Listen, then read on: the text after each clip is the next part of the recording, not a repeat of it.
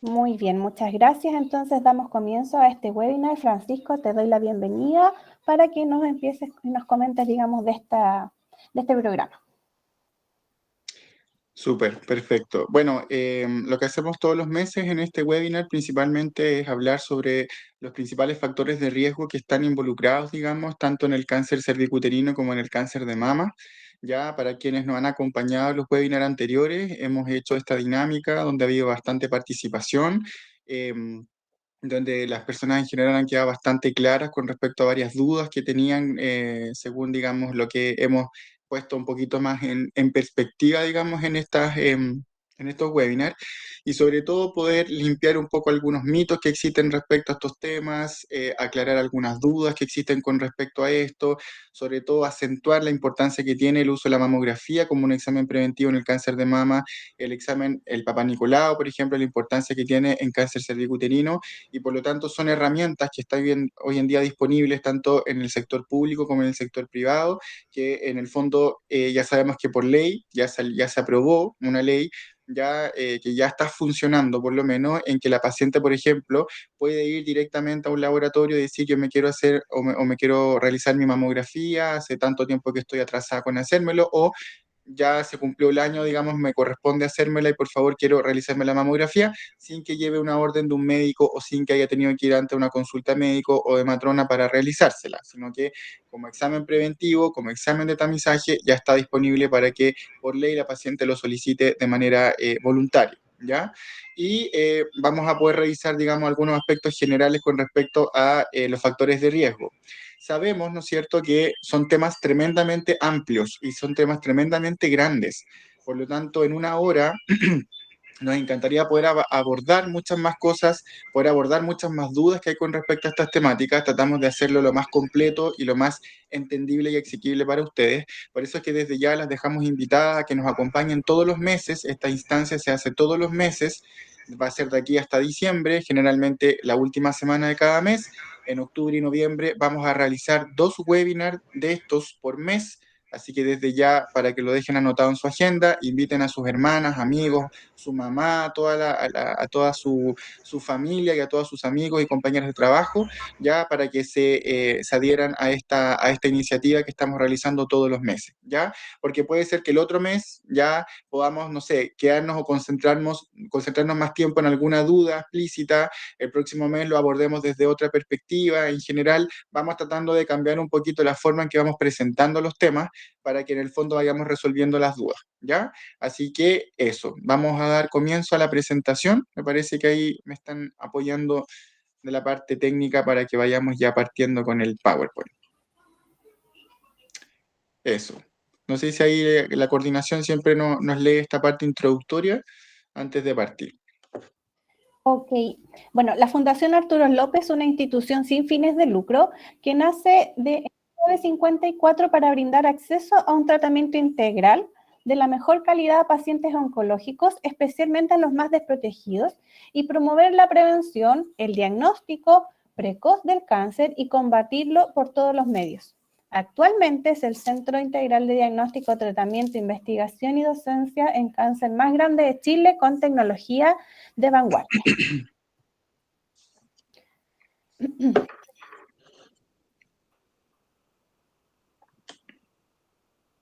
Bueno, algunas consideraciones antes de iniciar. Este webinar una duración de 60 aproximadamente. Al final, disculpa, Caro, vamos a pedir, por favor, que todos silencien su micrófono porque se genera interferencia. Se escucha doble. Muchas gracias. Ok, creo que ahí sí. Les decía que este webinar tiene una duración de 60 minutos aproximadamente, por lo tanto, las consultas las vamos a dejar para el final ya y ojalá sean lo más breve posible en vista del tiempo y además del contexto en el que se está realizando este webinar, ¿ya? Al finalizar, como les decía, les estaríamos compartiendo además una encuesta para que puedan registrar su asistencia y evaluar esta instancia. Es importante que completen todos los datos, pues nos va a permitir hacer el envío del certificado de su participación. Y además, Como ya les comentaba nuestra compañera, agradecemos silenciar las llamadas de sus teléfonos o dispositivos y así también los micrófonos de esta sesión.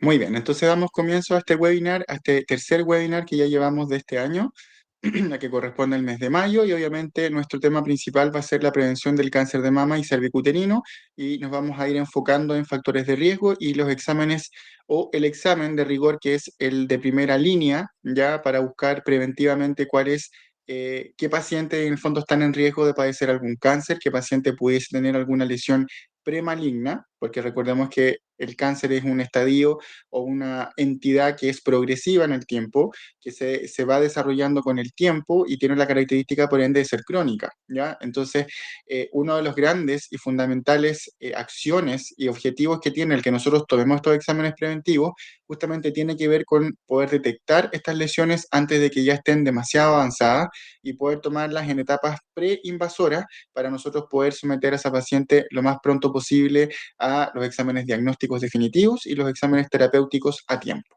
¿ya? La que viene, por favor. Entonces, aquí les vamos a pedir que vayan escribiendo en el chat en función del tiempo, como para que no nos retrasemos, ya cuál ha sido su experiencia con respecto al cáncer de mama y el cervicuterino, qué es lo que ustedes conocen con respecto a esto, ya si lo han vivido de cerca con algún familiar, con algún amigo, con alguien a través de quién se han enterado un poquito de esto, ya qué tan de cerca un poquito les ha tocado enfrentar algunas de estas dos temáticas en su vida personal o en su diario vivir, ¿ya? Así que ahí nos van a ir compartiendo sus experiencias en el chat o sus consultas, ya para que las podamos compartir al final, digamos, de nuestra sesión. Ahí vamos a seguir avanzando. La que sigue.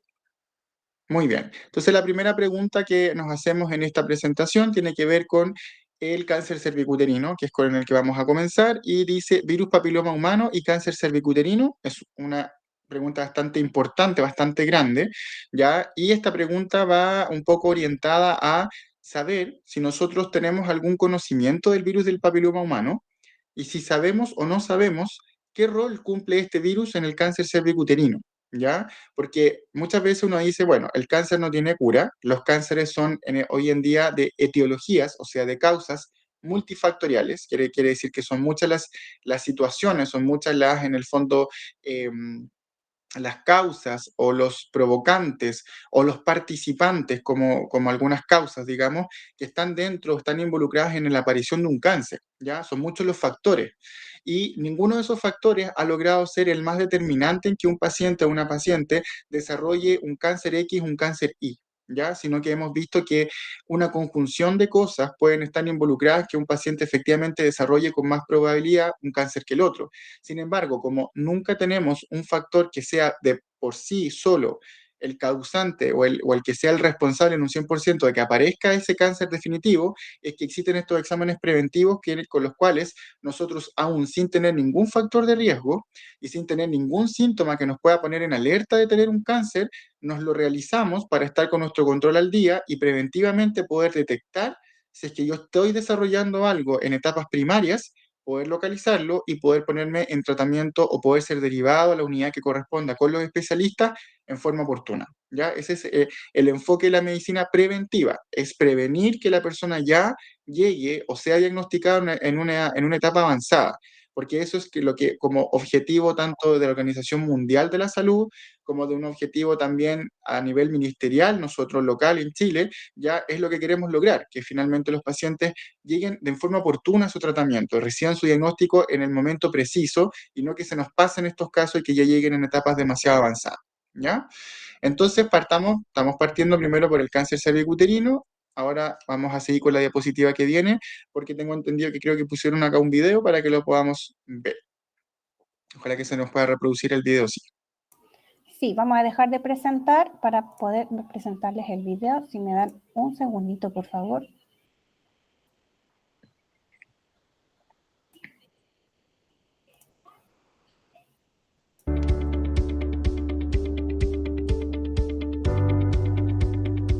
Hola, bienvenida a este video. donde hablaremos sobre el cáncer cérvico-uterino, su detección y diagnóstico.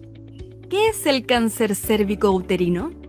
El cáncer cérvico-uterino es el crecimiento descontrolado de células en el cuello del útero.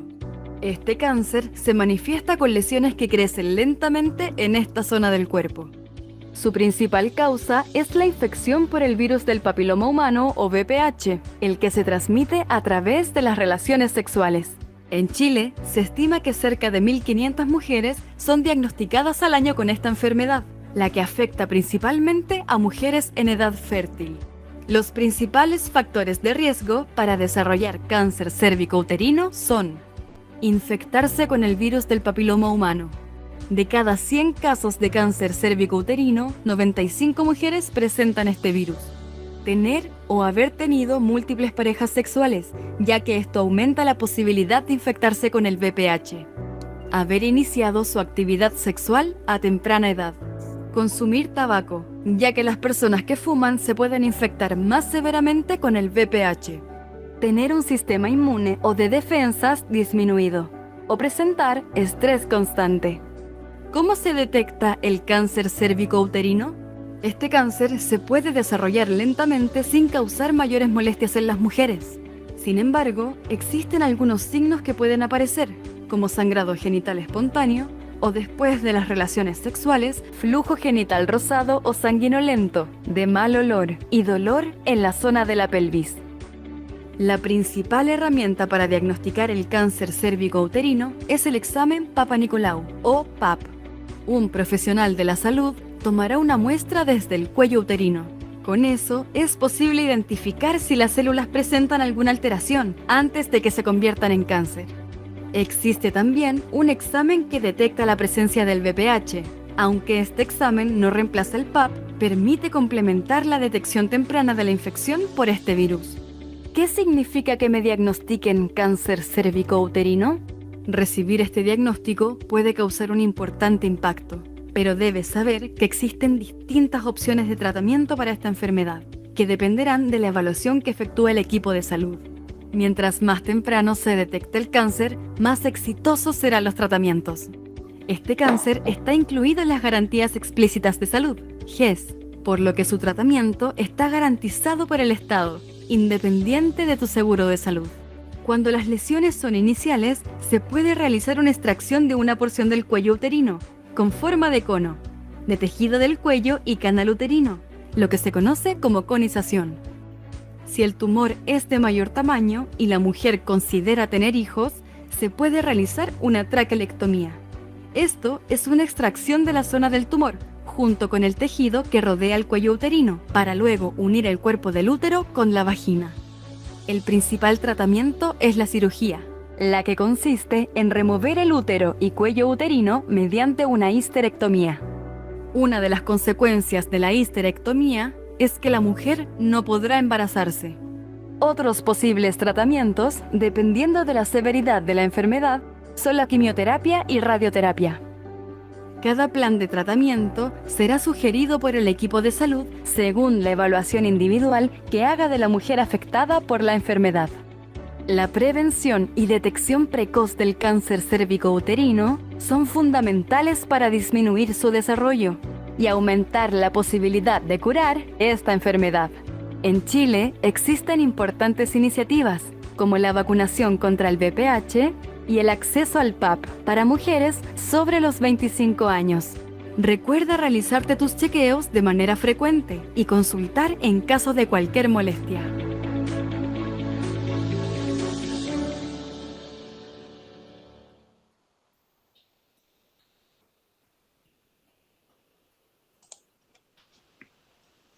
Bueno, ahí teníamos ese video, ¿no es cierto?, mientras retomamos la presentación, que explicaba ya de manera bastante completa, digamos, lo que era el cáncer cervicuterino, ¿no es cierto?, y sobre todo la responsabilidad que tiene frente a esta pregunta el virus del papiloma en el cáncer cervicuterino, ¿ya? Ahora, el virus del papiloma humano hay que entenderlo como un microorganismo, hay que entenderlo como un eventual patógeno, que es un virus, ¿ya? y que es un virus que principalmente se puede transmitir entre una persona y otra a través de las relaciones sexuales, como lo decía, ¿no es cierto?, en el video, ¿ya? Pero esas relaciones sexuales, ¿no es cierto?, se pueden dar tanto por la vía vaginal, por la vía oral o por la vía anal, sin protección principalmente entre una persona afectada o una persona que sea portadora o portador y una persona que sea sana en este caso, que sería la persona receptiva, ¿ya? Ahora, el que yo sea portador del virus del papiloma hace que yo sea por mucho tiempo una persona asintomática, ¿ya?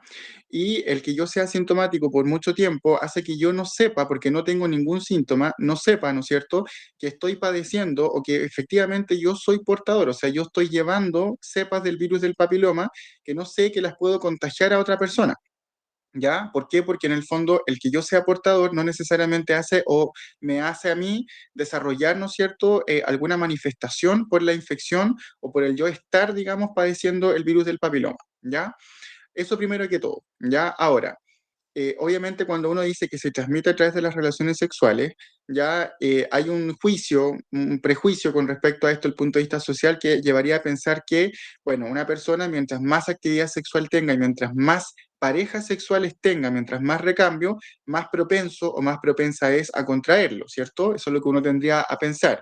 Y efectivamente es correcto, o sea, si yo hago muchos cambios de parejas sexuales y en todos esos cambios de parejas sexuales no me cuido con el preservativo, no me cuido ya sea el preservativo vaginal, ya sea el preservativo de pene, da lo mismo, ya, pero no tengo un método de barrera, obviamente estoy propenso a contagiar este y cualquiera otra de los agentes patógenos que generan las infecciones de transmisión sexual. Sin embargo, no necesariamente una persona tiene que desarrollar un cáncer o tener una infección por el virus del papiloma porque tenga muchas parejas sexuales en todo el resto de su vida. Puede ser que una persona haya tenido 3 parejas sexuales que hayan correspondido a parejas que en su momento cada una fue una pareja única, por una pareja estable, una relación estable, una relación que de mutuo acuerdo era monógama y que resulta que esa persona, ¿no es cierto?, de alguna de esas 3 parejas se contagió y vino a desarrollar o vino a enterarse que se le desarrolló un cáncer cervicuterino o un precáncer años después de haber estado con esa persona, ¿ya? Por lo tanto, la relación sexual per se, la iniciación de la actividad sexual, aunque sea con una persona, con mi primera persona en toda mi vida, eso ya me expone inmediatamente a que yo pueda contraer algunos de los más de 200 tipos de virus del papiloma que existen. No existe un tipo único, sino que existen más de 200 tipos que están investigados, ¿ya? De estos más de 200 tipos, hay unos que se clasifican en alto riesgo, que son alto riesgo para cáncer, y hay otros que se clasifican en bajo riesgo, que es bajo riesgo para cáncer. Pero que esos de bajo riesgo, ¿no es cierto?, ya lo que generan son estas verrugas que salen en la zona genital o en la zona anal o en la zona testicular, digamos, o incluso en la zona, yo he visto verrugas hasta en la zona del ombligo, ¿no es cierto?, porque se van diseminando. Por lo tanto, ya cuando hablamos de alto bajo riesgo, nos referimos de alto bajo riesgo para cáncer, ¿ya? En Chile, de estos muchos tipos, como yo les decía, que están investigados del virus del papiloma, el 6 y el 11 son los que están en el fondo restringidos o reducidos a lo que es bajo riesgo, 6 y 11. El 16 y el 18 son los que están mayormente vinculados o que son más responsables de los cánceres. En este caso, el cáncer cervicuterino, porque a nivel nacional y a nivel mundial, uno de los territorios que más le gusta al virus del papiloma, o uno de los territorios más mayormente afectados directamente por este virus, justamente el cuello del útero, ¿ya? Por lo tanto, al tener tanta afinidad al virus por el cuello del útero, ¿ya? Eso hace que, obviamente, la probabilidad de que esa paciente o esa mujer desarrolle un cáncer es alta, ¿ya? Si es que no está sometida o no tiene, digamos, sus exámenes preventivos al día, que quiere decir que saca su Papá Nicolau regularmente al día, porque en el fondo ¿ya? No vas a ver nunca que está desarrollando, digamos, un cáncer. Y en el video decía de que, por ejemplo, qué síntomas habían: dolor pélvico, dolor, por ejemplo, para hacer, para en la actividad sexual, ¿no es cierto?, malestar general, pero para que una paciente por un cáncer cervicuterino tenga un dolor pélvico crónico, tenga necesariamente un dolor constante en la relación sexual, por ejemplo, que tenga como un malestar así tan permanente, es porque ya este cáncer ya lleva más o menos un tiempo avanzado. Por lo tanto, pasan bastantes años y bastante tiempo en que la paciente puede estar desarrollando un cáncer y no tener idea. porque no va a ser ningún síntoma. O sea, para que yo recién haga un síntoma o para que yo recién tenga algún grado de dolor o de molestia, es porque esta etapa, ¿no es cierto?, o esta cronificación ya lleva un tiempo avanzada. Y puede ser que esté en un cáncer invasor o porque ya esté en un cáncer in situ, ¿ya? Por lo tanto, tenemos harto tiempo hacia atrás para empezar a buscar de manera seriada, de manera seguida, a las pacientes que estén en el riesgo de un precáncer. Por eso es tan importante el tema del Papa Nicolau y hacérselo cada cierto tiempo, que es cada 3 años cuando lo tengo normal, desde los 25 años en adelante, para yo poder llevar un ritmo de controles con la paciente y poder detectar a tiempo un precáncer y derivarla de inmediato a la unidad del especialista que corresponde. ¿Ya? Entonces, eso como primer hecho importante. Ahora, el virus del papiloma es el principal responsable del cáncer cervicuterino. Y como les digo, da lo mismo si usted tuvo 20 parejas sexuales o da lo mismo si usted tuvo 5 o tuvo solo 2, ¿ya? Más que el que uno tenga que necesariamente preguntar por cuántas cantidades de parejas, porque uno en salud no tiene que juzgar a nadie, ¿ya? Más que la cantidad de parejas que haya tenido la persona, ¿ya? Que eso es una decisión personal de cada persona, es el que yo haya tenido actividad sexual en algún momento de mi vida. Eso ya me expone y eso ya me predispone a que yo haya contraído alguno de estos más de 200 virus del papiloma que existen. A lo mejor soy portador de alguno que no genera ni cáncer ni verruga, ¿ya? No lo sé, no tengo idea.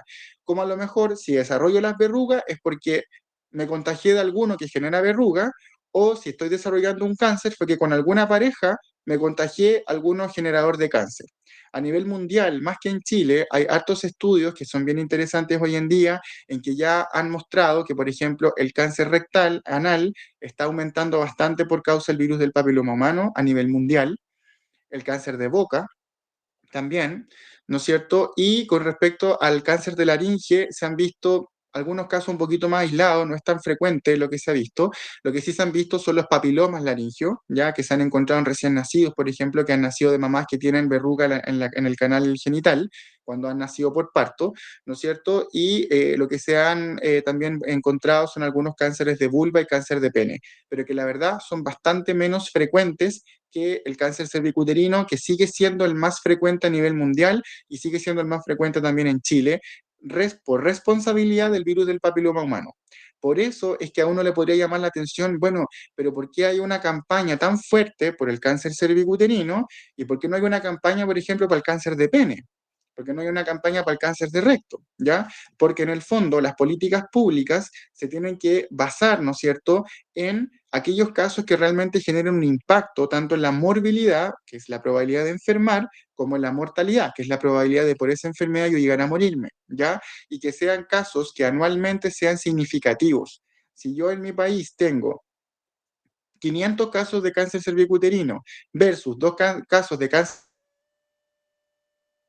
la política pública tiene que ir dirigida y los programas ministeriales y las campañas como esta que estamos haciendo se tienen que dirigir en aquellos casos, ¿no es cierto?, que son más frecuentes y que me van a afectar a la gran mayoría de la población. Los otros casos son muy aislados, son anecdóticos, tienen obviamente un manejo que lo hace el especialista, ya que son derivados ya sea del dermatólogo o del urólogo, por ejemplo, pero en el fondo ya son casos que se va viendo el caso a caso y no representan una alta cantidad de casos como lo que sí le pasa desgraciadamente a la mujer en el caso del cáncer cervicuterino, que ya está muy investigado, que el virus del papiloma tiene una afinidad muy grande por el cuello, le gusta mucho el cuello del útero y por lo tanto ahí empiezan los problemas. Y por eso es que hay que tener a las pacientes prevenidas con su control al día, ¿ya? Sigamos con la que sigue. Entonces, de todo esto que hemos hablado un poquito del cáncer cervicuterino, entre el video y lo que hemos conversado ahora, lo que hemos podido reflexionar ahora, ¿debo modificar en algo en mi vida diaria? ¿Estoy al día con los exámenes? ¿Qué he aprendido de esto? Lo que ya me tengo que empezar como a cuestionar. ¿Me habré hecho mi Papa Nicolau al día? Chuta, estoy atrasada, me lo tengo que hacer, voy a ir el otro mes, o voy a ir ahora la otra semana a hacérmelo.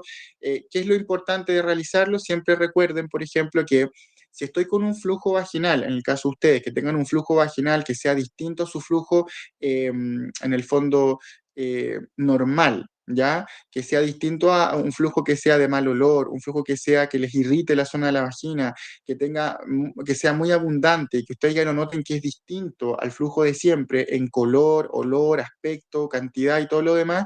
Les pedimos que siempre se consulte por eso, que el ginecólogo o la matrona lo trate el flujo como corresponda, porque la gran cantidad de los flujos genitales se diagnostican por consulta presencial, es diagnóstico clínico. Entonces eso tiene que verlo en general, la ven las matronas, los matrones, que somos los que manejamos este área en la parte de la atención primaria y en parte de la atención secundaria y en lo que es en muchas clínicas o consultas que lo manejan ellos o su ginecólogo o ginecóloga de cabecera, ¿ya? Siempre hay que manejar primero eso, hay que tratar la infección y luego hay que tomarse el PAP idealmente porque si no los resultados salen alterados con la infección que usted está padeciendo en ese momento, ¿ya? Por otra parte, si usted todavía tiene su periodo, si usted le está llegando su regla y está en su periodo de regla, hay que postergar el Papa Nicolau hasta que termine el periodo de regla para que no salga, ¿no es cierto? Para que no salga un poquito afectado el resultado con el tema del sangrado, que muchas veces el mismo resultado citológico nos sugiere que se le repita la muestra a la paciente porque salió, ¿no es cierto?, teñido de arte matina con sangre, entonces hay que repetir la muestra para poder leer bien el resultado, ya que el Papa Nicolau ya nos pone en alerta, porque es altamente sensible, nos pone en alerta, ¿no es cierto?, de aquellas pacientes que tengan alguna lesión preinvasora o una lesión precancerosa. Inclusive aquellas pacientes que puedan tener una lesión muy leve ya son derivadas a la unidad de patología cervical del hospital que les corresponde. O en el privado son derivadas a ginecología para que el ginecólogo la comience a tratar él o la derive con un especialista en cáncer ginecológico, que es el que va finalmente a hacerle la colposcopía y le va a hacer los PAP de control y le va a mantener, digamos, en la rigurosidad que corresponde el control, ¿ya? Entonces, eso es importante tener en cuenta, ¿ya? Ahora, se nombró otro examen ahí, que es un examen que detecta y busca, ¿no es cierto?, los virus del papiloma que podría tener esa persona, que podría tener, ¿no es cierto?, la paciente que está, digamos, en cuestión, ¿ya? Y la verdad es que se hace mediante una genotipificación, ¿ya? La genotipificación, ¿no es cierto?, lo que busca es qué virus del papiloma tiene esa paciente, ¿ya? Portadora de cuántos o cuáles son los virus del papiloma que tiene, ¿ya? Este examen todavía no está, sí hay un protocolo en el que ya se está trabajando, en el que pronto esquema de trabajo, este protocolo ya debiese estar ampliamente difundido en la atención primaria, por ejemplo, en el sector público, pero va a tener un cambio ese protocolo. A partir de los 25 años, ¿no es cierto?, las pacientes van a iniciar su control con el Papa Nicolau cada 3 años, y cumplidos los 30, de los 30 en adelante, toda mujer se le va a tomar una genotipificación del VPH. Ya desde los 30 años en adelante se va a tomar, ¿no es cierto?, este examen para detectar el virus del papiloma humano. Si esa paciente, aún teniendo los papanicolaos anteriores normales, me llega a salir a los 30 años uno de los tipos de alto riesgo de los virus del papiloma, esa mujer, independiente del resultado del papanicolao, va a ser derivada con el especialista para el seguimiento. ¿Ya? Si, por ejemplo, me sale un Papa Nicolau sugerente a una lesión premaligna o un Papa Nicolau que por resultado que tuviese que derivarlo o tuviese que recontrolarlo en 6 meses y en los 6 meses a esa paciente justo le corresponde cumplir los 30 y le tomamos o le sumamos, ¿no es cierto?, el virus del VPH y dentro del virus del VPH sale alguno de alto riesgo, también es derivada, ¿no es cierto?, de inmediato con el especialista por un PAP sugerente a repetir más un VPH que tenía de alto riesgo. ¿Ya? O sea, vamos a sumar a un poquito lo que le falta al Papa Nicolau, un poquito para hacer un examen como extraordinariamente y únicamente bueno, le vamos a sumar, le vamos a complementar con el virus del papiloma humano, con la genotipificación del virus del papiloma humano, para con eso definir por protocolo qué pacientes, a pesar de tener un PAP normal, las voy a derivar igual con el especialista. De modo tal de fortalecer más las herramientas de detección precoz. ¿Ya? Esa es la idea. ¿Ya? Esto obviamente, nuestra normativa está partiendo actualmente de entre los 25 años y los 65 años, ¿ya? Ese es el eslogan, digamos, del Papa Nicolau. Por lo tanto, en ese transcurso de la vida, si a la mujer le llegó su menopausia, si la mujer está con su único marido, con su pareja única y todo lo demás, ya igual, hasta los 65 años cumple su etapa, digamos, para hacerse su Papa Nicolau. y cumple seriamente con esto, porque en el fondo una mujer desde que contrae el virus del papiloma hasta desarrollar un cáncer pueden pasar aproximadamente 10 años, ¿ya? Ahora, las mujeres que contraen los virus del papiloma humano también dentro de su primer año, por ejemplo, ya pues, son capaces de eliminar una gran cantidad, ¿no es cierto?, de estos virus, ¿ya? Son capaces en el fondo de, por su sistema inmune, eliminar gran cantidad de la carga del virus del papiloma. ¿Ya? Por lo tanto, la mujer sí, inicialmente, tiene la capacidad de defenderse. ¿Ya? Esa capacidad de defenderse se va perdiendo con el tiempo, pero al principio una mujer más joven, ya sana, con una buena inmunidad, tiene la capacidad de irse defendiendo. Por lo tanto, ya si yo, no sé, de ese 100% de contraer o de desarrollar el cáncer, ya el 80% se logra defender en una etapa inicial y solo el 20% que sigue, ya, solo el 20% que sigue, ya es el que puede llegar a desarrollar un cáncer y ese cáncer pueda llegar a ser invasor o pueda llegar a ser grave, ¿ya? Por lo tanto, no es la gran gama, como decía el video decía una cosa, que obviamente del 100% de mujeres sexualmente activas hay un 95% que puede contraer el virus del papiloma, y probablemente sea más del 95% porque como les digo, ya del punto que alguien inició la actividad sexual, lo puede contraer, ¿ya? Ya sea cual sea la actividad sexual, vaginal, anal, oral, da lo mismo, uno ya se somete, uno ya inicia, ¿no es cierto?, ya la actividad sexual, ¿ya? Ahora, independiente si hay una mujer que tiene útero, no tiene útero, tiene anexos o no tiene anexos, tiene órganos internos o no, acuérdense que siempre recordar que el virus del papiloma parte atacando por el cuello. Por lo tanto, el virus, como la vía de entrada fue la vagina, ¿ya? La vía o el punto inicial por donde puede empezar la afectación puede partir siempre en el cuello uterino, ¿ya? Ahora, obviamente, si tengo una paciente que porque tiene, digamos, una malformación primaria, por ejemplo, no tiene útero, nace sin o nace con una estructura, digamos, genital interna incompleta, donde nace prácticamente solo con un vestigio de cuello y no nace con un útero, con ovarios, con anexos, con nada, digamos, hacia adentro de sus órganos internos, es una mujer que la única posibilidad que tiene es de desarrollar un cáncer localizado solamente a nivel del cuello, ¿ya? Ahora, ese cáncer sí se puede diseminar localmente y puede afectarle vejiga o recto, ¿ya? Y hacer otro tipo de diseminación que no va a ser por contigüidad hacia un útero que no existe, sino que va a ser hacia otros órganos en la zona pélvica, ¿ya?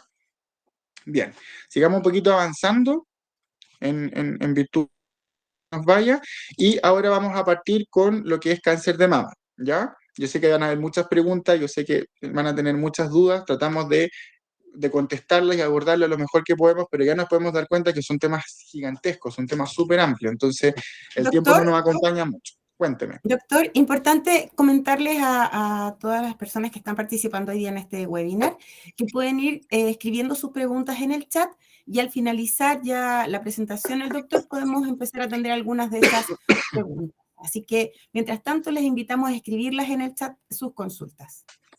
Exactamente, muchas gracias. Entonces ahora pasando a lo que es cáncer de mama, que es nuestro otro gran tema, ¿no es cierto?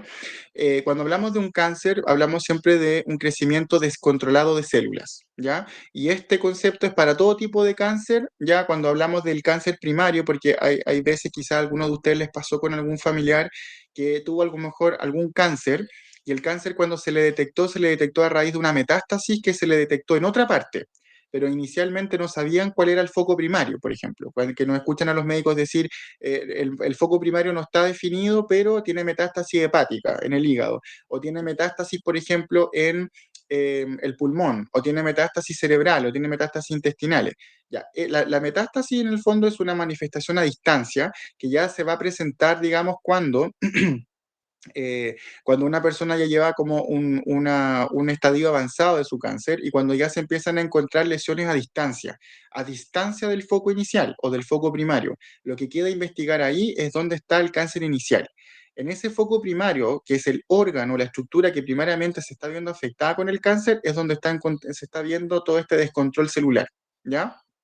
Porque el crecimiento de nuestras células tiene un ritmo, tiene una forma de multiplicarse, de crecer, ¿no es cierto? Pero cuando se descontrola, se sale un poquito de los márgenes y empezamos a tener este descontrol llamado cáncer, ¿ya? Ahora, obviamente que por lo que estamos hablando va a ser en las células de la mama, lo que estamos hablando anteriormente también va a ser un descontrol del crecimiento celular del cuello uterino, ¿ya? Para efecto es lo mismo para las dos. Existen diversos tipos, ya las más frecuentes son el cáncer de los ductos, porque aquí podemos ver un poquito la anatomía de la mama.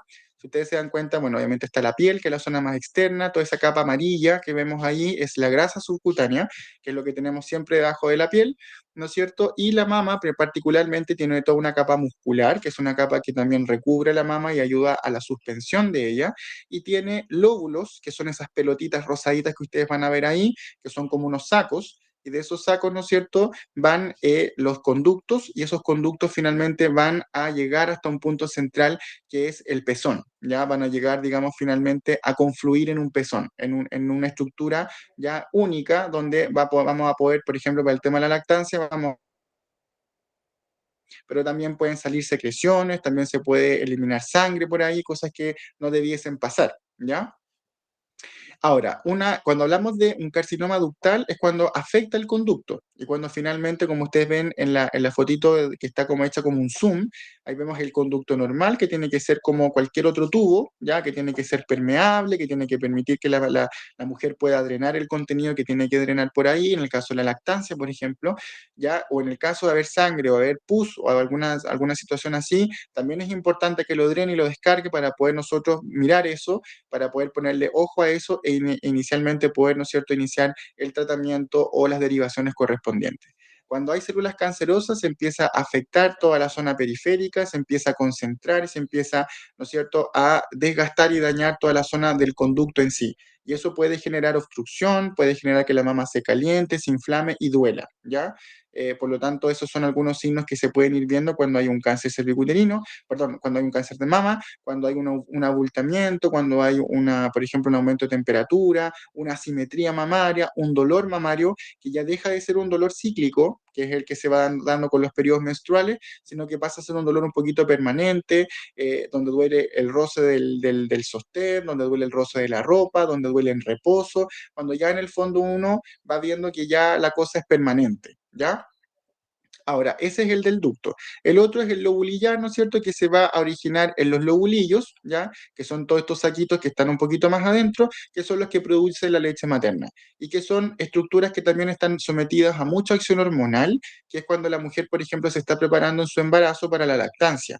Reciben mucha acción hormonal, principalmente por el estrógeno, que los hace crecer, que les ayuda a la producción, la progesterona, que está ahí desarrollando la leche que usted va guardando, para que finalmente la oxitocina aprieta un poquito lo que son los conductos al final y ayuda en la lactancia a que el niño con la succión pueda hacer una presión negativa y finalmente del pezón poder extraer la leche es como un ordeñamiento, para que lo podamos entender. Esa es la fuerza motriz que hace la succión del niño, hace un movimiento que estimula la oxitocina que en ustedes les permitió las contracciones, contrae, ¿no es cierto?, los conductos, los dilata y permite que finalmente el niño pueda recibir la leche directamente desde la mano. La que viene.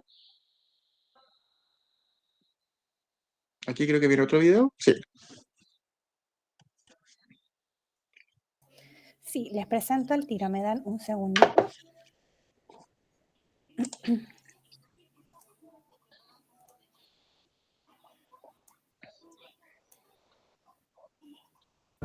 Les cuento mi historia porque yo me hice el examen y pude detectar a tiempo un cáncer. Cuando mi niña tenía 7 meses de nacida, yo la estaba amamantando y sentí un bulto en mi pecho derecho. Yo no me controlaba periódicamente porque asumía el rol de mamá que no tenía tiempo de nada. En el caso de mi madre, saber que un hijo está enfermo y que lo puedes perder debe ser terrible. Y por parte de mi marido, yo creo que para él fue muy duro esto, del miedo de quedarse solo con las niñas. Tenemos que darnos el tiempo para nosotras, para todo lo que queramos y necesitemos para estar bien con nuestra familia y para estar bien nosotras. La felicito por estar haciéndose este examen, la verdad, porque es un gran paso de autocuidado esto.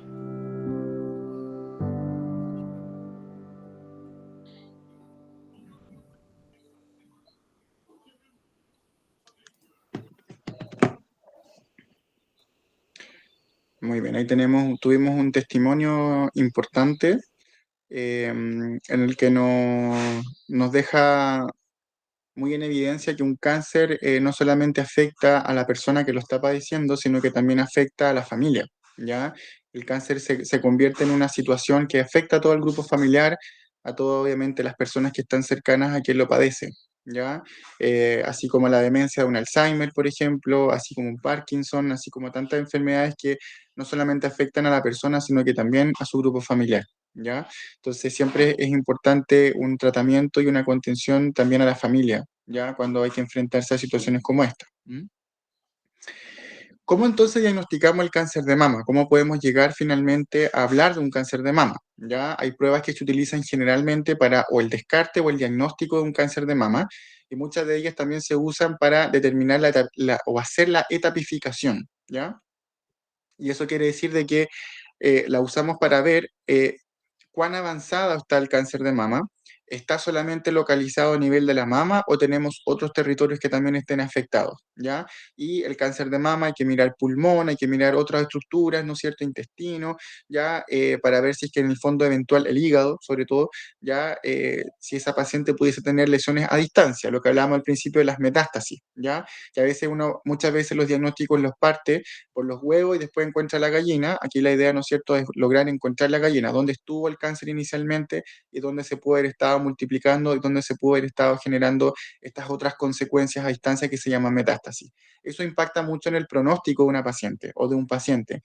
Impacta su edad, impacta sus comorbilidades, las enfermedades de base que tiene y en qué etapa está ese cáncer para saber qué tratamiento realmente es el más adecuado para esa persona que vaya a mejorar su calidad de vida. Porque si lo voy a someter a muchos tratamientos a una persona, por ejemplo, con un cáncer de colon, ejemplo, que tiene 85 años, que tiene enfermedades crónicas y que a lo mejor el tratamiento lo va a debilitar mucho más y va a apresurar más una situación o un desenlace, ¿no es cierto? Que la misma enfermedad es donde hay que plantearse en el comité de ética a lo que van este tipo de casos, digamos, ya si realmente ese paciente es candidato para que lo operemos, cómo va a ser la calidad de vida después de operarlo, cuánta va a ser la sobrevida que vamos a lograr después de operarlo, lo vamos a someter a un cuidado paliativo, lo vamos a someter a radioterapia, quimioterapia, lo va a poder aguantar, lo va a poder soportar, y eso se ve caso a caso según cuál sea tanto el diagnóstico del caso propiamente tal, la biopsia, que es la que corta el queque aquí, la que define qué tipo de cáncer tiene esa persona, ¿no es cierto? Todo el contexto de las enfermedades de base, la edad que tiene la persona, y si realmente va a ser un buen candidato o candidata para los tratamientos que se le puedan plantear. ¿Ya? Por eso es que el manejo del cáncer es un manejo muy individualizado, se tiene que conversar con harto eh, con harto tino en realidad, ya el caso a caso y explicárselo a los familiares.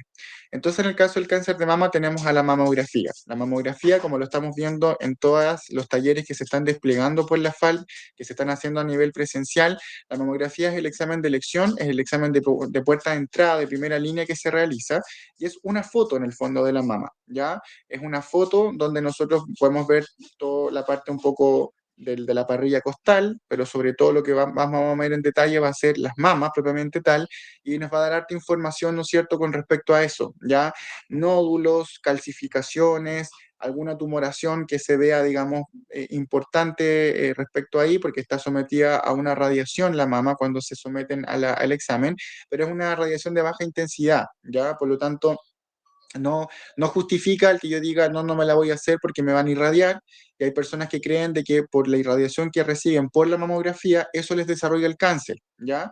Entonces no es eso, es que la radiación es muy baja, ¿ya? La que reciben, se hace una vez al año, ¿ya? Desde los 40 años en adelante, y cuando uno dice en adelante, ¿no es cierto?, uno va evaluando el caso a caso hasta qué edad uno seguírselo practicando. Por lo menos uno se lo trata de hacer a la paciente de rutina hasta bastantes años, por lo menos uno dice hasta los 60, 70 años, uno le hace su control a la paciente, digamos, en forma seriada, se ve en general el caso a caso, pero uno mantiene un control seriado de esa paciente ya a los 80, 90 años, una paciente que difícilmente vaya a desarrollar un cáncer tan agresivo en ese punto, pero uno igual le hace el seguimiento a la paciente y lo va viendo caso a caso, no de practicarle su mamografía anual, siempre con el objetivo de ser bastante preventivo en nuestro control y preventivo en nuestro tratamiento, ¿ya? Ahora, como les digo, no hay ningún examen que reemplace la mamografía desde los 40 años en adelante. Antes de los 40 años, los controles de de las mamas se hacen con ecotomografía mamaria, ¿ya? ¿Por qué? Porque es una mama más densa, es una mama que obviamente tiene otras características y que por lo tanto la mamografía no me da con detalle mucha información que sea de muy buena calidad, ¿ya? Porque es una mama que va a tener otro tipo, digamos, de características. Por lo tanto, las mujeres antes de los 40 años que requieran una imagen para un control de mama porque se está buscando una patología mamaria X, que haya sido por dolor, por un aumento de volumen, por una palpación, un examen físico que la encontró, la detectó la matrona o el médico, ¿no es cierto? Se le pide una ecotomografía mamaria. Desde los 40 años en adelante, el control es con la mamografía y ahí en el fondo es un control también de tamizaje. O sea, la mujer puede estar súper bien, su control de mama, el examen físico bien, sin dolor, sin molestias, no importa, ningún problema, pero igual su control anual complementario, perdón, se hace igual, se realiza igual. No necesito que la paciente tenga un dolor, un síntoma para pedírsela. Por eso es que ahora por ley usted la puede solicitar ya desde los 40 en adelante, me quiero hacer mi mamografía como parte de mi control de rutina, ¿ya? Porque en el fondo no necesito que la persona tenga ya un dolor, una molestia en ese momento para pedírsela, ¿ya? De hecho, un poquito pasa lo mismo que con el cáncer cervicuterino. Una persona que pueda tener dolor o molestia o algún hallazgo que nos haga sospechar de un cáncer de mama, ojo que podría ser un cáncer de mama que está en una etapa intermedia, ¿no es cierto? O que pueda estar evolucionando a una etapa un poquito más avanzada, ¿ya? Por eso es que son tan preventivos estos controles. La ecotomografía mamaria, como les decía, me hace un corte por planos, me permite ver más caracterización de tumores, más caracterización de algunas masas, diferenciarme entre quistes, masas o tumores. Me da también harta información y es de elección para aquellas mamas que son más densas, ¿ya? Que el tejido glandular y adiposo que tienen es mayor y por lo tanto me da más características con respecto a eso, ¿ya? Ahora, tanto la eco como la mamografía se interpretan con una escala. Y en esa escala el radiólogo te dice ya esa paciente, según los resultados que se encontraron, en qué escala está. Y de acuerdo a esa escala que me arroja la eco o la mamo, es que yo tomo mis distintas conductas. Esa conducta puede ser control anual si está todo bien. Y eso quiere decir que es una vez al año porque el control de su mamografía está perfecto. Ya cuando yo ya la controlo cada 6 meses es porque hubo un hallazgo que no es que no es un hallazgo que en el fondo sea completamente maligno, no me está diciendo que la paciente tiene un cáncer ni ninguna cosa, simplemente que hay un hallazgo, digamos, algo que yo quiero hacerle un seguimiento, ya, para ver si es que ha crecido, ha cambiado las características y que me sugiere que se la repita en 6 meses. ¿Ya? Incluso cuando el examen o cuando la mamografía o estuvo mal tomada o en el fondo no me dio una información como muy certera, ya se sugiere que uno se la repita durante el mismo año a los 6 meses, que no deje esperar hasta el otro año, ¿ya? Y ahí tú le explicas a la paciente, según sea, digamos, lo que te arroja el radiólogo, el por qué, cuál de todas esas opciones, ya es porque el que tú se la quieres repetir cada 6 meses.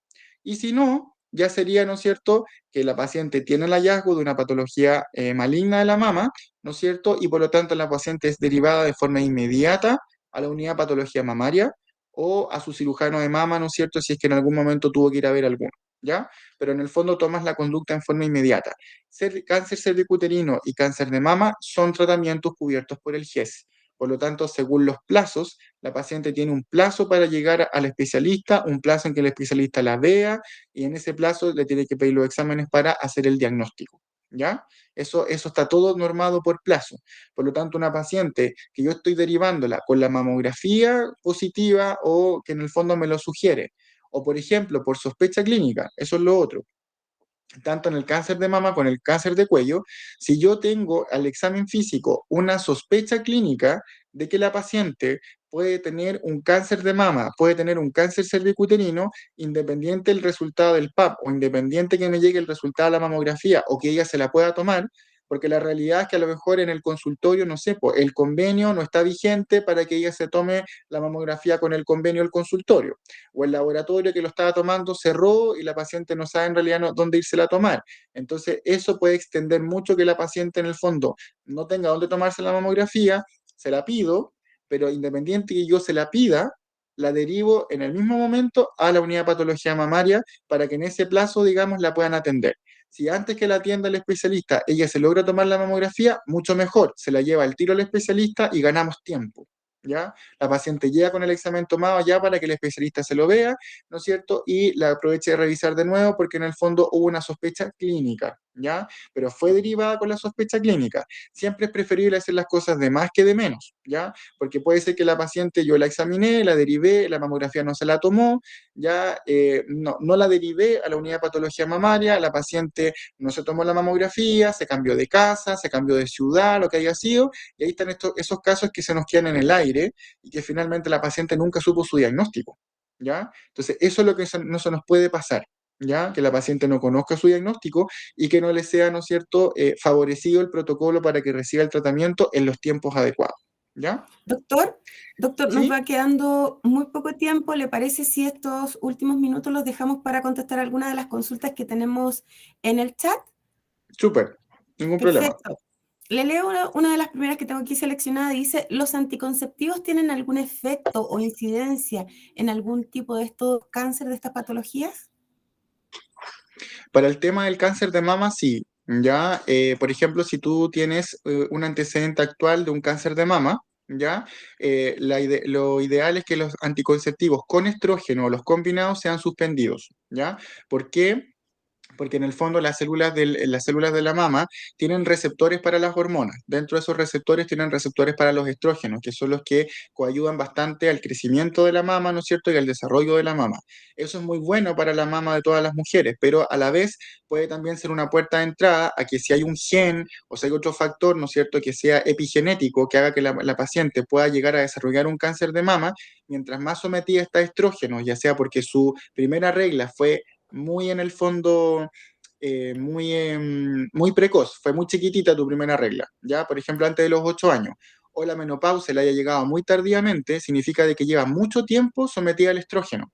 Por lo tanto, la mama estuvo mucho rato, ¿no es cierto?, recibiendo el estímulo del estrógeno, que es muy bueno, insisto, pero que a la vez en una paciente que puede desarrollar un cáncer de mama, esos mismos receptores pueden ayudar a que esta proliferación desordenada del crecimiento de la mama se siga perpetuando. Entonces, como tú vas cortando factores de riesgo, le suspendes, ¿no es cierto?, el anticonceptivo combinado. Puedes ocupar otros como la T de cobre o con algunos con progestágeno, pero principalmente lo que tenga que ver con estrógeno se suspende. Ya sea una paciente, por ejemplo, que está con menopausia, tú le suspendes la terapia de reemplazo hormonal, porque principalmente está orientada en el bochorno, así que la pobre paciente es preferible que aguante un poquito y que uno le dé otros tips para poder manejar su bochorno, pero obviamente sacarla del riesgo del cáncer de mama, sobre todo si ella lo padece, ¿ya? Lo otro que te iba a comentar tenía que ver con los antecedentes de familiares de primera línea. Eso también me lo han preguntado. Por ejemplo, si yo tuve mi mamá que tuvo cáncer de mama, por ejemplo, eso impacta en mí. Cuando son familiares de primera línea, eso realmente tiene que ver con que sea su mamá directamente o su hermana, primera línea, con algún cáncer de mama. En general sí puede tener un impacto y por lo tanto tu control de salud preventivo para el cáncer de mama debería partir por lo menos entre 5 a 10 años antes que la edad de diagnóstico que se lo encontraron a ella. O sea, esto suena un poquito enredado. O sea, si a su mamá le encontraron, por ejemplo, el cáncer de mama, ¿no es cierto?, a sus 45 años, ¿ya? La idea es que tu tamizaje o en el fondo, tu control preventivo de cáncer de mama con tu mamografía, ojalá lo puedas recibir desde los 35 años en adelante. Independiente que no hayas cumplido todavía 40, ¿no es cierto? Uno se adelanta 10 años a la edad de diagnóstico de tu mamá para empezar a controlarte un eventual cáncer de mama en tu caso. Si es que tu mamá lo tuvo a los 45 o, por ejemplo, a los 50. Si a los 50 te corresponde a los 40. A no ser que uno tenga una sospecha antes de tus 40 años, uno ahí te comienza a hacer la mamografía antes, porque insisto, esto es por criterio, ¿ya? Hay mucho criterio clínico, pero una paciente que me diga, mi mamá fue diagnosticada con un cáncer de mama a los 45, hay que comenzar a hacer el tamizaje por lo menos 10 años antes de la edad de diagnóstico de ella. O sea, lo ideal es hacerte una eco con una mamo desde tus 35 años en adelante. Muchas gracias, doctor. Acá tenemos otra pregunta. Dice, ¿una persona de 49 años se puede colocar la vacuna? Me imagino que se refiere a la VPH. Y le junto el tiro otra pregunta porque ahí más abajito preguntaban también cómo se llamaba la vacuna y hasta qué edad se podía poner. Sí, las vacunas. Bueno, las vacunas, como ustedes ya saben, por el COVID, por la influenza y por todo lo que estamos pasando, son preventivas, ¿ya? Son muy preventivas. Actualmente nosotros contamos, ministerialmente hablando, para que lo tengamos bien claro, con una cobertura que se está colocando en los niños en su cuarto y su quinto básico, ¿ya? Ahora, esto se hace obviamente con toda una explicación y una charla a los padres en el colegio, porque los padres tienen que dar autorización a sus hijos, porque son chiquititos, obviamente son menores de edad, para que reciban esta vacuna, ¿ya? Eso legalmente hace que el padre asuma la responsabilidad en caso que los niños o su hija o su hijo no reciban, ¿no es cierto?, la vacuna, ¿ya? Ahora, el cuarto y quinto básico es una dosis anual y principalmente la que reciben los niños es la Gardasil, que es la que cubre 4 tipos, ¿ya? Cubre la de los 2 que generan verrugas, que son la 6 y la 11, y cubre la 18 y 16 que son para cáncer, ¿ya? ¿Esas por qué? Porque son las más frecuentes que en nuestra población, y por lo menos lo que es América Latina, ya son las más frecuentes generadoras tanto de las verrugas como de los cánceres, tomando en cuenta que esos niños en su cuarto y quinto básico, en su adolescencia y después en adelante, van a iniciar en algún momento su actividad sexual voluntariamente, ¿no es cierto? Entonces, obviamente ellos van a vivir su vida sexual en algún momento y es como algo más preventivo, ¿ya? Esa es la que actualmente el gobierno está colocando, ya en el cuarto y el quinto básico. Cubre 4 tipos, cubre 4 serotipos, la 6 y la 11 que eran para las verrugas, y la 16 y la 18 que eran para el cáncer. ¿Por qué esto partió inicialmente cubriendo solo a las niñas? Por lo que estamos hablando ahora, porque son las mujeres que desgraciadamente se ven mayormente afectadas por el cáncer cervicuterino. Por eso, cuando partió la campaña de esta vacunación, se partió como objetivo a las niñas, ¿ya? Pero sabemos que los niños, si bien no los hombres no desarrollamos mucho cáncer por el VPH en cantidad versus las mujeres, nosotros podemos ser portadores. Y como no sabemos, ¿no es cierto?, que podemos contagiar a nuestras parejas, ya también tiene que haber una responsabilidad compartida. Por lo tanto, al niño también se le prevé y también se le coloca, ¿no es cierto?, la vacuna para que el niño esté también cubierto y esté, digamos, protegido, o sea, obligamos a generar anticuerpos contra estos mismos 2 tipos de virus. Eso es lo que se hace hoy en día, digamos, en el consultorio. Las personas que hayan sido víctimas de violencia sexual, por ejemplo, violaciones, ya las personas que hayan sido, por ende, o sean portadores del VIH, por ejemplo, enfermedad inflamatoria intestinal, como la enfermedad de Crohn, que son enfermedades que son de tipo autoinmune, que generan una inmunidad muy, muy baja en estas personas, ya ellos pueden recibir esta vacuna dada por el ministerio hasta los 26 años. Tienen una cobertura gratuita, ¿ya? Que se les puede dar hasta los 26 años por ley, ¿ya? Ahora, una pregunta que creo que surgió dentro de todo lo que fui leyendo y hablando, ¿ya? Y que me la han hecho bastantes veces. Hay otra vacuna que existe hoy en día, ¿ya? Porque ustedes saben que esto siempre se va actualizando y se va modernizando, ¿ya? Que es una vacuna que es la que se llama la nonavalente. ¿Por qué nonavalente? Porque esta vacuna cubre 9 tipos del virus del papiloma, ¿ya?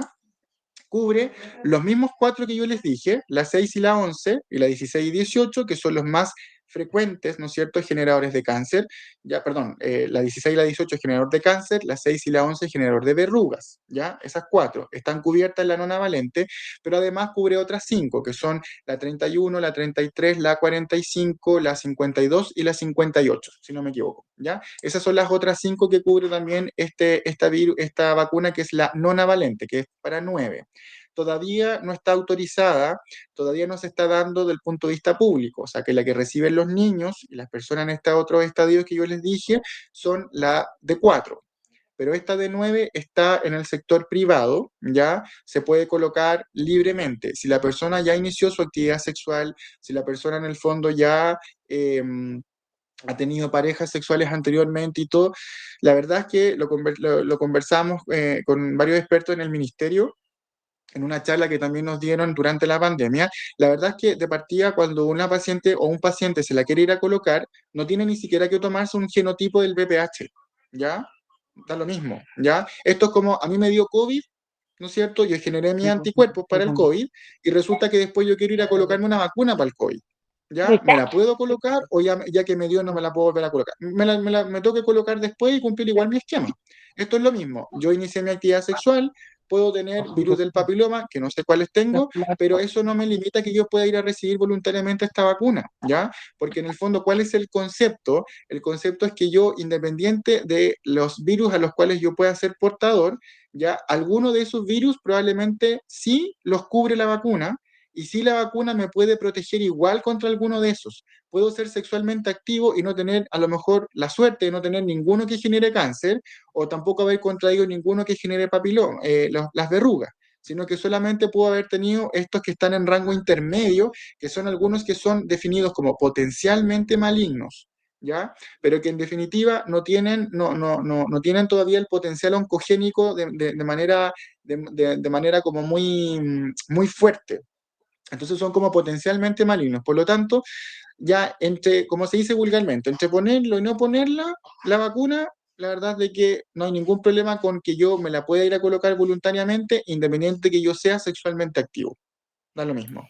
Doctor, ¿Cuál es el limitante? Disculpa, muy cortito. ¿Cuál es el limitante? El precio, ¿ya? Desgraciadamente el precio, porque solamente se adquiere a nivel privado, ¿no es cierto? Tiene un precio que todavía seguía siendo elevado, no sé actualmente en cuánto está, pero por lo menos sí el año pasado y todo, entre que se cobra la administración como procedimiento, la misma vacuna en sí y todo, es cara y es más de una dosis. Por lo tanto, obviamente es posible que no esté todavía al bolsillo de todas las personas. Entonces, eso yo creo que sería la gran limitante, que la persona la podría cotizar según, ¿no es cierto?, su previsión de salud y todo lo demás. Pero una persona sexualmente activa adulta la puede ir a colocar, no hay problema que se la coloque. gracias, doctor. Me encantaría darle que abriera el micrófono Luz Marcela Díaz Peña, que tiene ahí su manito levantada hace rato. Por favor, Luz, si ¿estás por ahí? Creo que no. Kelly. Kelly Olaya. Sí, dígame. Perfecto.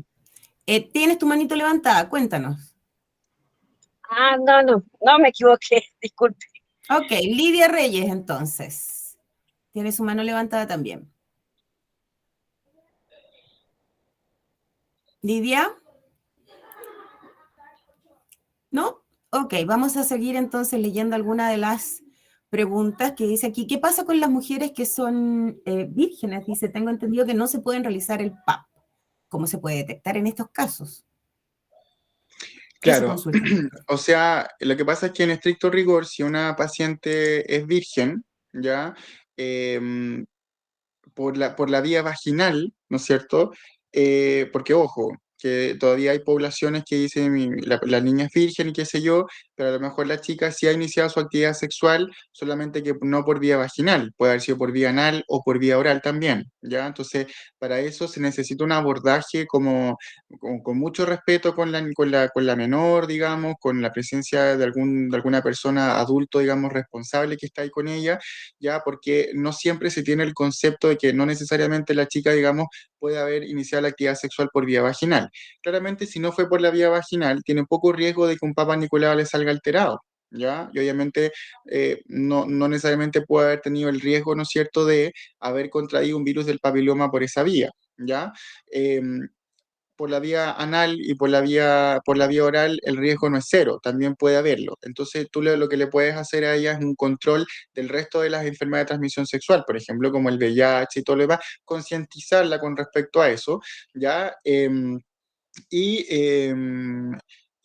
mantenerla con una buena consejería, digamos, con respecto a la salud sexual y reproductiva. Si no inició actividad sexual por la vía vaginal, ya la verdad es que va a tener muy poca probabilidad de que pueda tener un papa alterado, ¿ya? O que lleguemos a encontrar el coilocito, que es lo que se llama, que es la célula afectada ya por el virus del papiloma, que el virus del papiloma inicialmente puede haber llegado por ahí, pero si ha habido actividad sexual desprotegida por otra vía, esa mujer o esa niña, ¿no? Si eventualmente sí podría estarse contagiando o de un papiloma o de cualquier, digamos, otro germen de tipo de transmisión sexual por las otras vías por las cuales ella, digamos, practique su vida sexual, ¿ya? Eso sí hay que tenerlo claro, por lo tanto hay que hacer una concientización respecto a eso y que ella mantenga su control de salud sexual generalizado de una manera regular y constante, y en el fondo ir haciendo un poquito de autocuidado, ¿ya? O sea, el que yo diga, no, me quiero hacer mi VIH y todo, no tiene que ser por un susto, no tiene que ser porque incurrir en una conducta de riesgo, tiene que ser como parte de mi control de rutina en el fondo. Aunque yo tenga una pareja única, qué sé yo, además el VIH es voluntario, también es otro examen que en el fondo está plenamente asequible, hay lugares que lo hacen gratuito, con test de cuarta generación que son bastante muy bien validados, por ejemplo. Entonces hay mucha información, la idea es que sea una información que sea adecuada, ¿no es cierto? Y hay muchos lugares, digamos, donde el trato es muy respetuoso, donde no tiene que ser con prejuicio, donde tiene que ser receptivo, sobre todo a la población joven. ¿Mm? Gracias, doctora. Ahí sí levantaron la manito de nuevo. Juani Salinas. Juani, ¿puedes activar tu micrófono, por favor?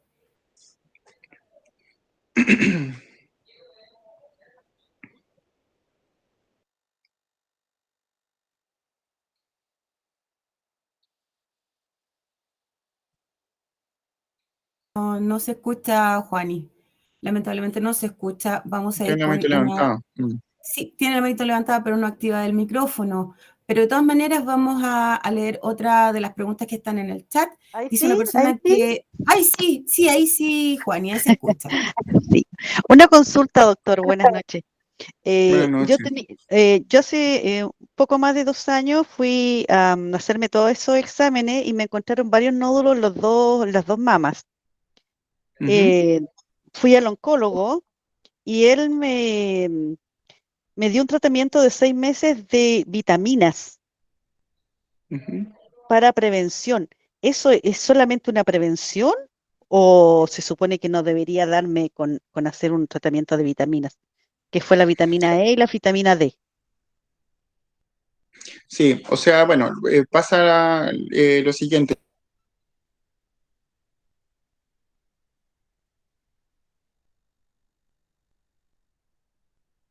Doctor, se silenció su micrófono. Sí, sí, no se escucha nada. Ahí sí, ahí sí. Ahí, Perdón, Sí. sí, no me di cuenta, perdón. ya, ahí sí. Sí, respondiendo a su pregunta, desde cierta edad en adelante las mamas van teniendo cambios, ¿ya? Van teniendo y van evolucionando, digamos, con distintos cambios, ¿ya? Es bastante común encontrar la mastopatía fibroquística, que se llama, una mama que de a poquito se va colocando un poquito más fibrosa, ¿ya? Que va perdiendo la turgencia, ¿ya? Y eso se va encontrando ya en mamas de pacientes que van cumpliendo más edad, estamos hablando sobre los 45, sobre los 50 años en adelante. Los nódulos requieren siempre un seguimiento, ¿ya? Depende el tipo de nódulo que sea, cuántos son en cada lado de la mama, qué características tienen, y uno por imágenes irá haciendo un seguimiento cada cierto tiempo, que lo va a ir haciendo su oncólogo, ¿no es cierto?, para ver si es que hay algún cambio y hay alguno que haya que hacer alguna punción o definitivamente definir en qué momento decir, no, esto ya lo vamos, ¿no es cierto?, a resolver de vía quirúrgica o lo vamos a resolver de manera paliativa, porque el nódulo puede simplemente